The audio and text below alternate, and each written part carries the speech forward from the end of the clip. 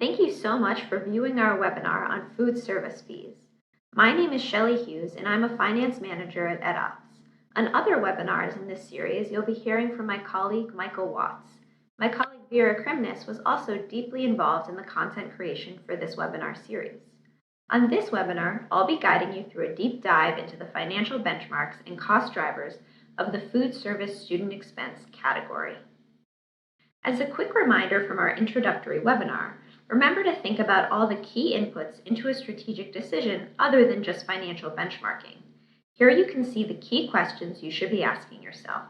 These questions are also available where you found the link to this webinar. Please keep these questions in mind throughout this webinar in order to determine the best strategic decision for your school's food service program. We will first dive into the drivers of food service pricing. The primary driver we'll talk about is your choice of vendor. The second driver is your student enrollment and, more importantly, your daily order numbers.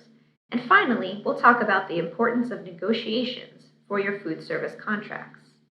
After we talk about the drivers of cost, we'll show you the average per unit prices per vendor by each meal, so you can see how your school's vendor and current contract fits into the overall sector. Lastly, we'll go through some general takeaways from the food service data. First, we want to show you who the vendors are who are serving our schools. An important consideration other than price may very well be the vendor's experience with schools in the area. This chart shows that Revolution Foods is working with the majority of our schools, followed by Preferred Meals and Top Spanish. 4 vendors work with 1 or 2 schools, and 2 schools do their meal service in-house. Keep in mind that all the data in this webinar is from fiscal year 2018, so that it includes the most recent audited information. On this graph, you can see that the most important decision your school will make in terms of price is the choice of vendor. On this chart, each dot is a school and represents the lunch price per meal. You can see that Preferred Meals tends to be the least expensive vendor, followed by Revolution Foods. Revolution Foods has the widest range as it works with the highest number of schools. In some cases, Revolution Foods is less expensive than Preferred Meals, but sometimes can be even more expensive than the pricier vendors like Elite Management Solutions, Top Spanish, Centronia, Elsie Whitlow Stokes, and Luncheras DC. We know that there are considerations for your food service vendor besides price. We urge you to think about what those considerations are for your school and how they influence the student experience or align with your school's mission. After your school weighs these other considerations, you may choose to go with a more expensive vendor. That's okay and should be influenced by your unique school's needs.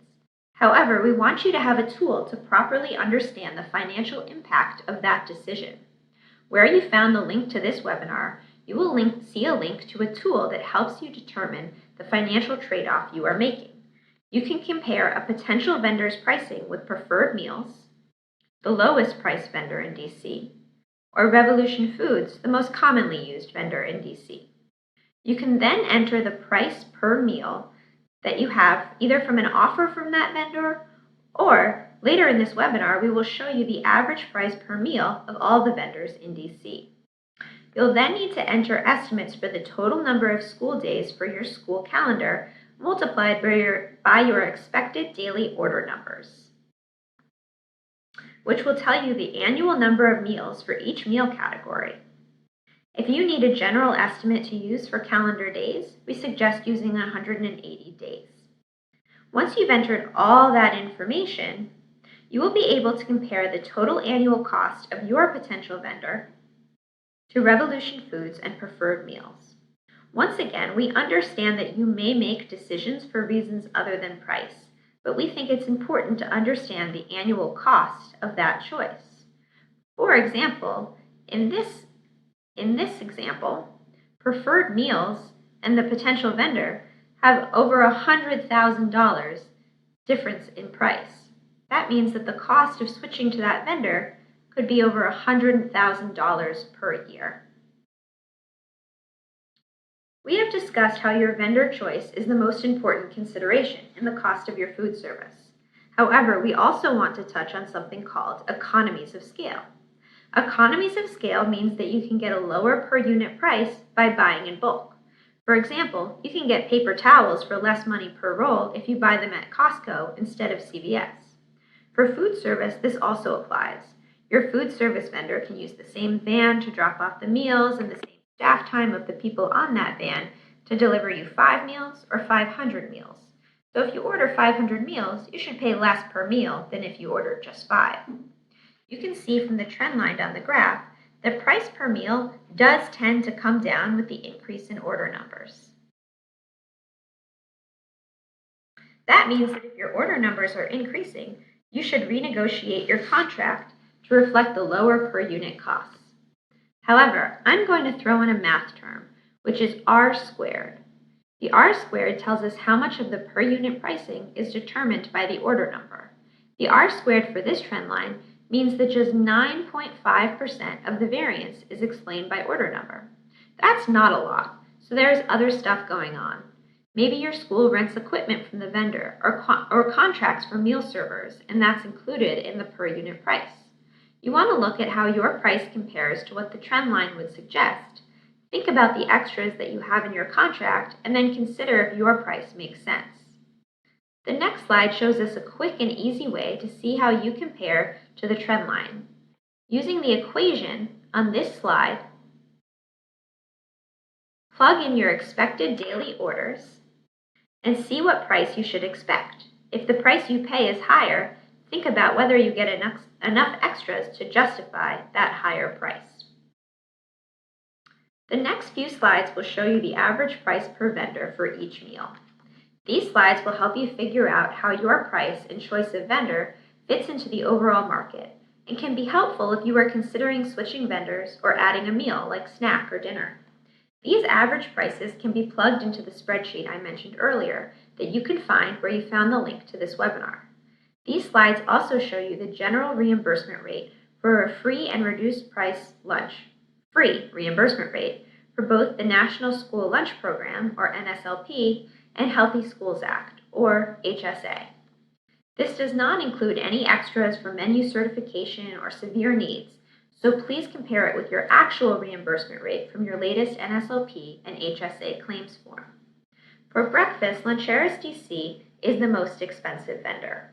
Preferred Meals is the least expensive, followed by Revolution Foods, whose average price is below the overall average.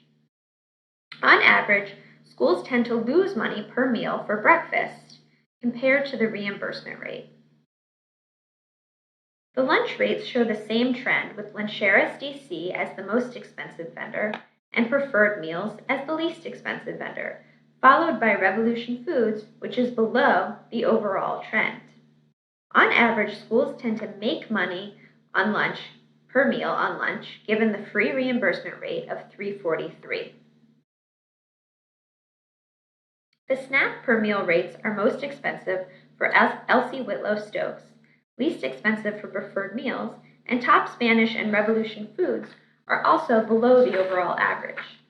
Based on the free reimbursement rate, schools tend to make money per meal on snack. Supper is the least common meal for schools to offer. Preferred Meals is the least expensive, with a price below its average lunch price. Luncheras DC is the most expensive vendor for supper. The free reimbursement rate for the Child and Adult Care Food Program, or CACFP, is $3.31. So if you are thinking of adding that meal, keep that reimbursement rate in mind when looking at your offers from vendors. I just want to take a little time to recap what we've learned on this webinar. Preferred Meals is the lowest price vendor on average in all meal categories. Luncheras DC and Elite Management Solutions tend to be the most expensive vendors. As discussed, Revolution Foods falls in the middle, below the overall average with a wide range given the large number of schools it serves. Remember to negotiate as your school enrollment or your order numbers are growing, as it will cost that vendor less per meal to serve you a higher number of meals, that good old economies of scale. In terms of the price ranges for meals and the free reimbursement rate, other than breakfast, most meals tend to cost less per unit than the reimbursement rate. We also wanted to share some other details that we've heard from schools. As we mentioned previously, we understand that a lot goes into choosing your food service vendor other than just cost, and most of the switching we heard about was unrelated to cost. Two schools ended contracts with one vendor due to the taste or the quality of the food. One school switched because the vendor was having financial issues that impacted the school, and one school switched in order to move from an annual to a monthly contract. We have also heard from many schools who use Revolution Foods that they offer great paperwork for schools in terms of all the compliance requirements associated with federal regulations, local programs, and federal programs. Thank you so much for tuning into our webinar on food service fees. We hope you learned a lot and that you will take these lessons with you as you evaluate your food service contract for fiscal year 2020.